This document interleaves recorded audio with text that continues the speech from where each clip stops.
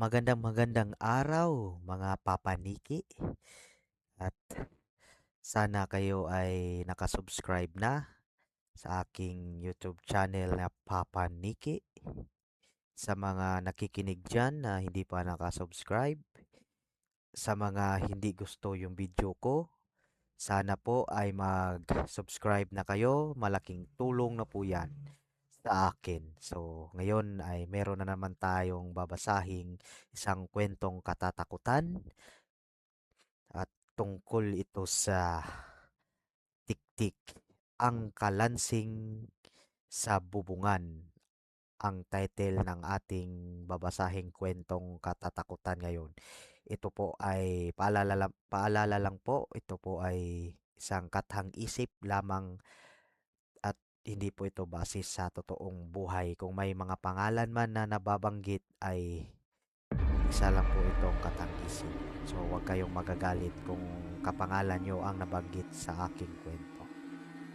Simulan na natin mga papaniki. Alas 11 na ng gabi sa sitio San Roque. Tahimik ang paligid maliban sa huni ng mga kuliglig at ang malayo at sunod-sunod na tahol ng mga aso. Sa loob ng isang maliit na bahay na gawa sa kahoy at yari sa pawid ang bubong, hindi mapakali si Elena.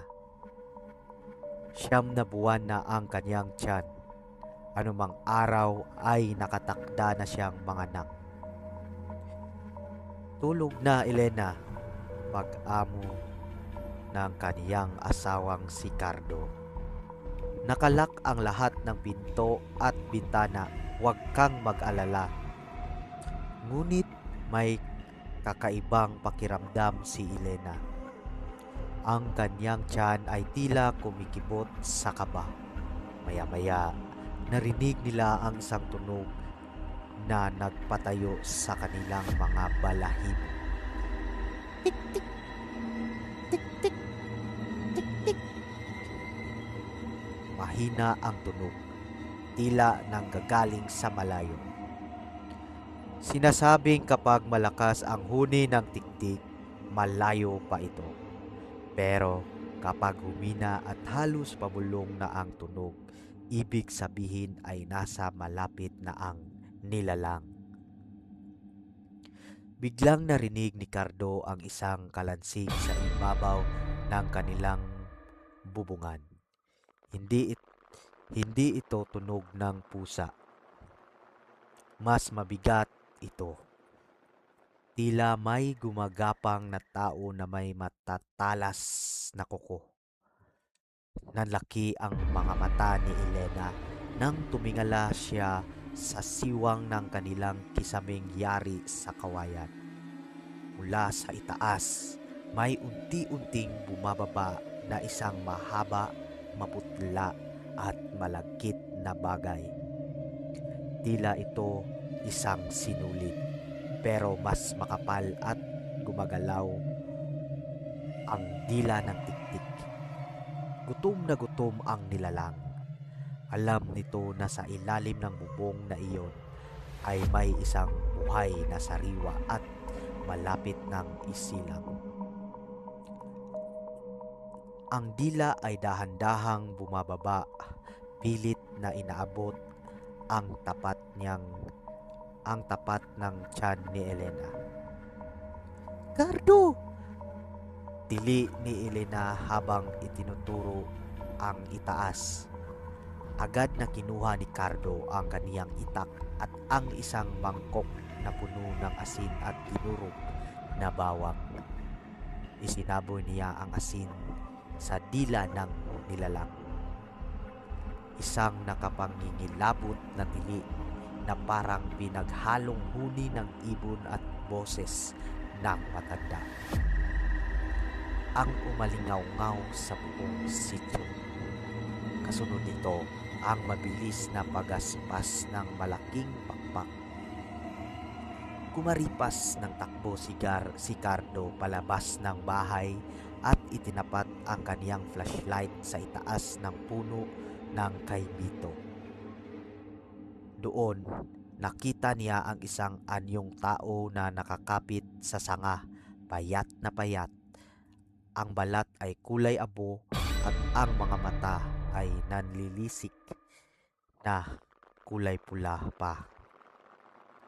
Bago pa man siya makakilos, mabilis na lumipad ang nilalang palayo sa dilim, habang iniwan ang isang malansang amoy na parang nabubulok na karne. Kinabukasan, natagpuan ng mga kapitbahay ang mga bakas ng uko sa bubong nina Elena. Mula noon, hindi na sila nawawalan ng bawang at asin sa bawat sulok ng kanilang tahanan. Laging tandaan, sa probinsya, kapag naririnig mo ang mahinang tiktik, huwag kang lilingon sa itaas. Baka ang dila nito ay nasa leeg mo na. Hindi na nakatulog ang mag-asawa matapos ang gabing iyon. Alam ni Cardo na hindi basta-basta susuko ang tiktik. Kapag natikman o naamoy na ang nilalang ang biktima nito, babalik at babalik ito hanggat hindi nito nakukuha ang kaniyang ninanais. 3 gabi ang lumipas na puno ng kaba. Naglagay si Cardo ng mga balat ng dalandan at buntot pagi sa paligid ng bahay. Ngunit habang papalapit ang kabilugan ng buwan, lalong bumibigat ang pakiramdam sa Sitio San Roque.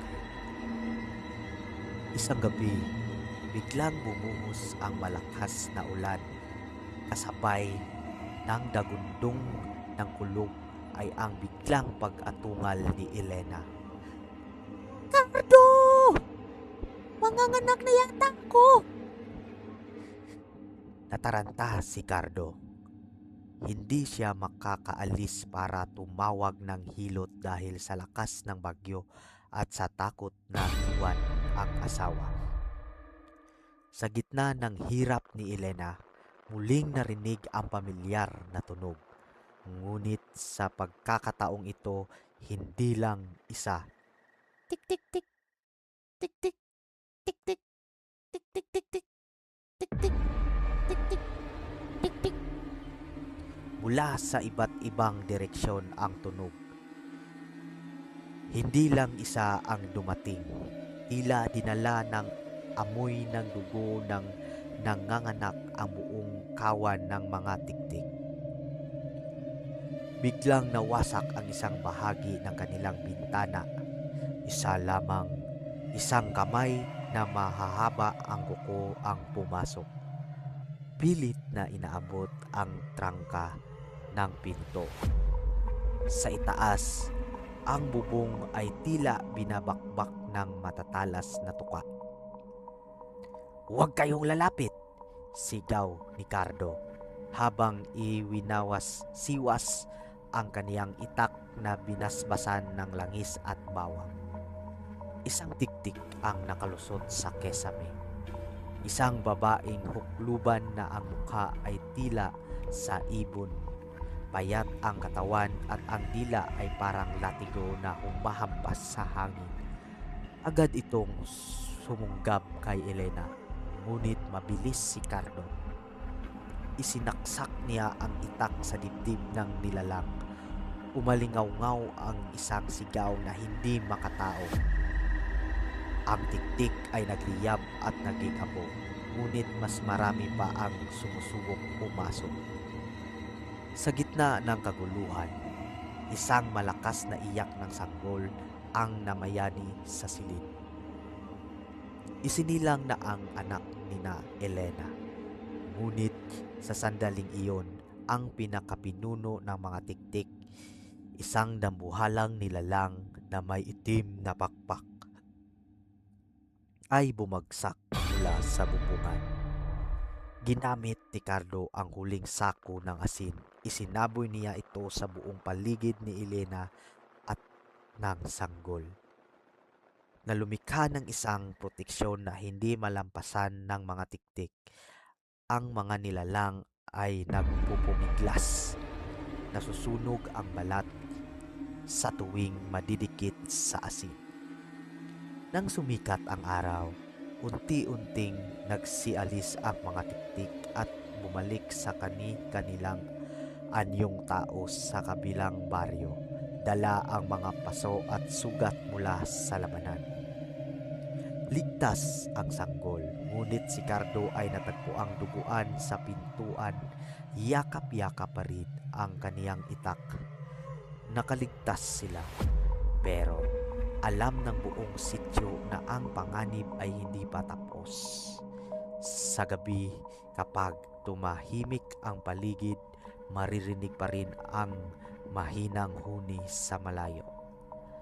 Hindi na muling nagpakita ang mga tiktik sa bahay ni Cardo dahil ang batang muntik na nilang makuha ay lumaking may kakaibang marka sa likod. Isang balat na hugis pakpak. Sinasabing ang sinumang bata na nakaligtas sa tiktik ay nagiging tagapagtanggol ng baryo laban sa mga aswang. Sana po ay nagustuhan nyo ang ating kwentong katatakutan ngayon, mga papanlikit. At sa mga nakinig at tinapos ang ating kwento, alam kong hindi pa kayo nakapag-subscribe. Sana po i-click nyo po yung subscribe button at saka yung bell button para updated kayo sa aking mga kwentong katatakutan by Papa Nicky. Maraming salamat.